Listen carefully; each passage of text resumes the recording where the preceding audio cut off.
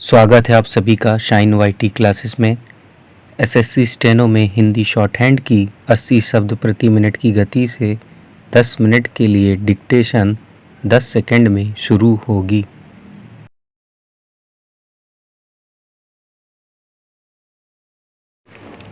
Start. सभापति महोदय, ये शब्द मेरे नहीं हैं बल्कि राष्ट्रपिता के हैं।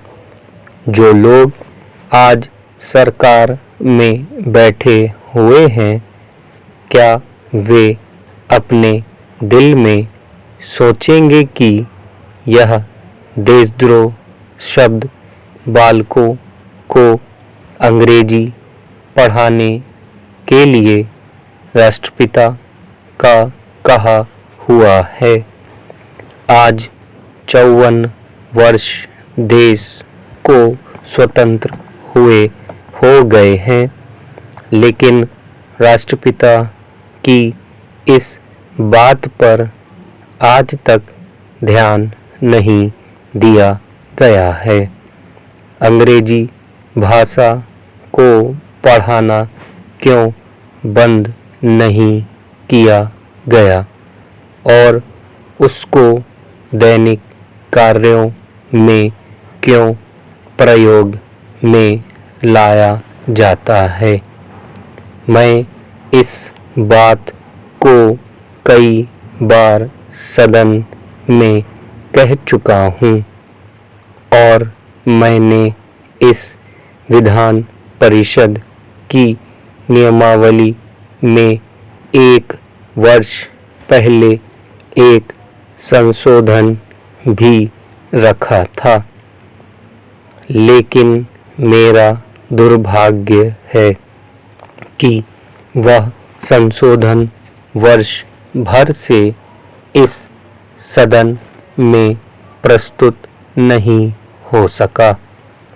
मेरी अपनी राय है कि कम से कम दैनिक कार्यों के लिए यदि सरकार अंग्रेजी भाषा पर बंधन लगा दे तो बहुत अच्छा हो और जो यह अनुशासनहीनता है वह भी समाप्त हो जाए। सभापति महोदय, जैसा कि मेरे मित्र ने कहा, लड़कों के माता-पिता अंग्रेजी का प्रयोग करते हैं और उनके शिक्षक भी उसका प्रयोग करते हैं, फिर बालकों पर उसका प्रभाव क्यों नहीं पड़ेगा। मैं उनसे सहमत हूँ कि बालकों में नकल करने की आदत होती है, जैसा वे अपने बड़ों को करते देखते हैं वैसा ही वे करते हैं। अगर हम कोई बुरा काम करेंगे तो उसका प्रभाव बालकों पर अवश्य पड़ेगा। आप देखेंगे कि जिस मनोवृत्ति के माता-पिता और शिक्षक होते हैं, उसी प्रकार के बालक भी होते हैं। हम दूसरों को तो परामर्श दे देते हैं, लेकिन स्वयं उस पर अनुपालन नहीं करते। इसके साथ ही साथ हमको शिक्षा प्रणाली की ओर भी ध्यान देना है। शिक्षा के जिन तरीकों को आजकल अपनाया जा रहा है, वे वास्तव में लाभकारी नहीं हैं।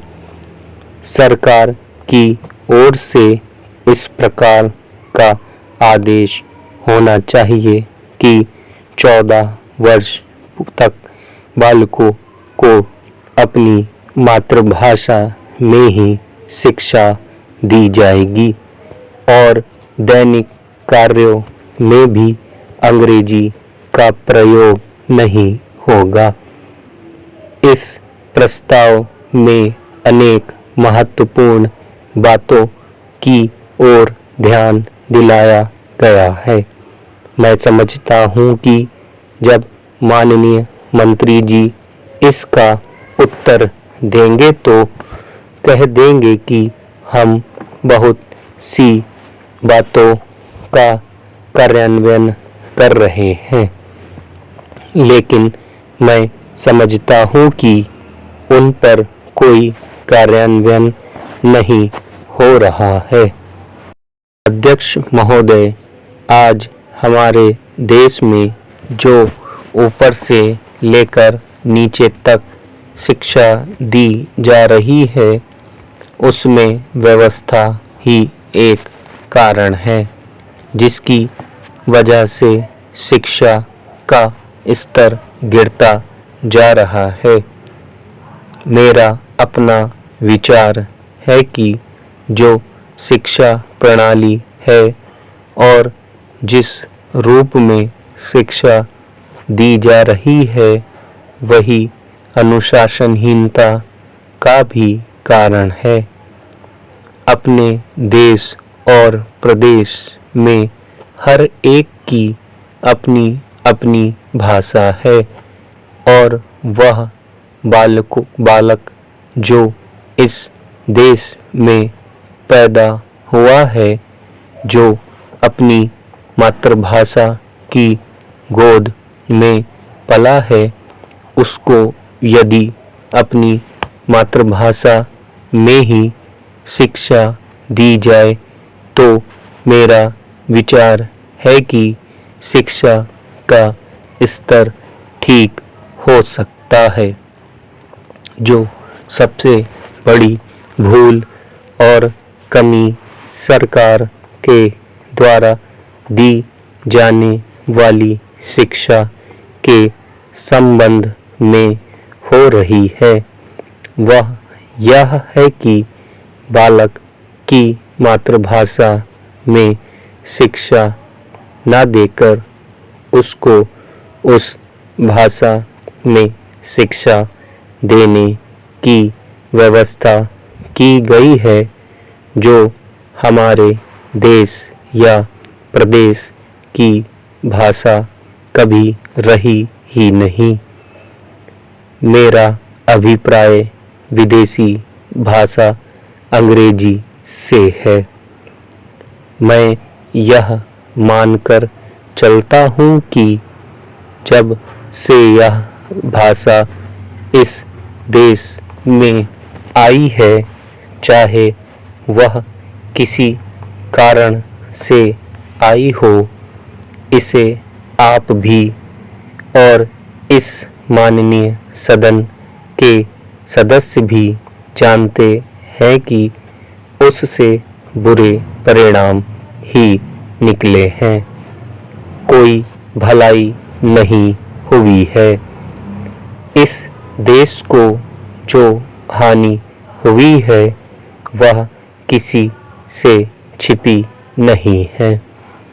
हम देख रहे हैं कि हमारे यहाँ जितना फैशन बढ़ रहा है और जितनी वेशभूषा बिगड़ रही है, वह सब अंग्रेजी भाषा के ही कारण है।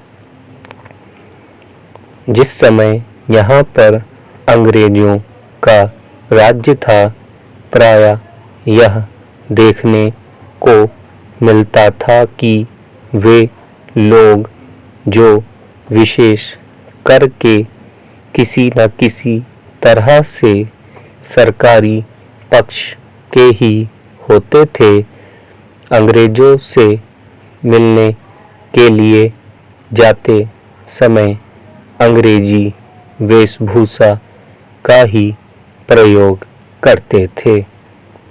परंतु यह इस प्रदेश और इस देश का दुर्भाग्य है कि अंग्रेजों का राज्य समाप्त हो जाने के बाद भी लोग उनकी वेशभूषा को पहनते चले जा रहे हैं। इससे जो प्रभाव हमारे देश के फैशन पर पड़ा, उससे लाभ के बजाय हानि ही हुई है और हो भी रही है। मेरा ऐसा विचार है कि अंग्रेजी वेशभूषा से इस देश को बहुत हानि हुई है। भारत की गौरवपूर्ण सभ्यता और संस्कृति के संरक्षण पर पर्याप्त ध्यान देने की आवश्यकता है।